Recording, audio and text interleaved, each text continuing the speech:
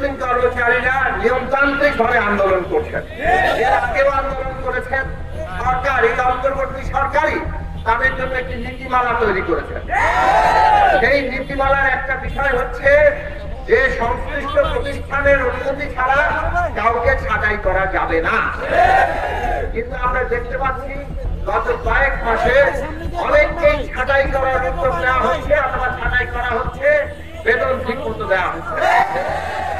কাজেই নীতিমালা সরকারি যেটা ঠিক করলো সেটা অনুসরণ যে হচ্ছে না, এটার দায়িত্ব তো সরকারকেই নিতে হবে।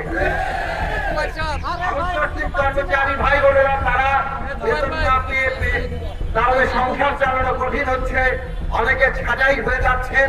কাজেই তারা তাদের ন্যায্য দাবি নিয়ে নিয়মতান্ত্রিক ভাবে রাস্তায় আসেন। এইটা বহুদিন পর তারা নেমেছেন, এটা কোনো ষড়যন্ত্র না।